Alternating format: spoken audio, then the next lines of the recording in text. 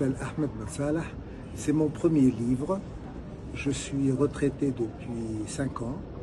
Avant, je faisais un tout autre métier, j'étais ingénieur. Et puis, j'avais une passion depuis toujours, c'était la littérature. Donc, je me suis lancé dans ce projet fou, parce que Aboul Ala Al-Ma'ari et Dante sont des écrivains immenses. Et je n'avais aucune base en fait pour écrire ce livre, mais en lisant leurs œuvres, lisant beaucoup de livres sur le Moyen-Âge et sur l'histoire du Moyen-Âge, ça m'a donné le courage d'écrire ce livre, d'autant plus qu'Aboul Ala Al-Ma'ari est malheureusement tombé dans l'oubli dans beaucoup de pays, et donc il fallait absolument le réhabiliter. Voilà, donc j'ai écrit Les portes de l'enfer s'ouvrent au paradis dans ce but très précis. D'abord, je me suis remis à l'arabe après une coupure d'à peu près 50 ans. Donc ça n'a pas été facile au début, mais avec le temps, avec les efforts, tout revient assez vite finalement.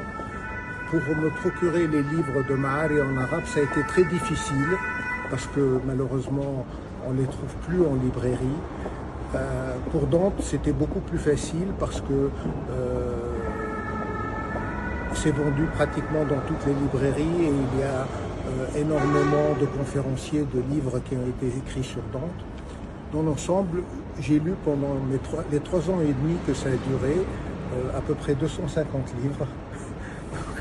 Ça a été un travail de lecture. C'est pas une recherche dans le sens académique du terme, c'est-à-dire je n'ai rien inventé, mais j'ai essayé d'écrire un livre à un grand public pour faire aimer ses œuvres, et donc pour les rendre plus accessibles, pour donner des clés pour les lire avec plus de facilité et de bonheur. Et mon souhait, évidemment, c'est que les gens qui lisent ce livre se mettent à lire les originaux.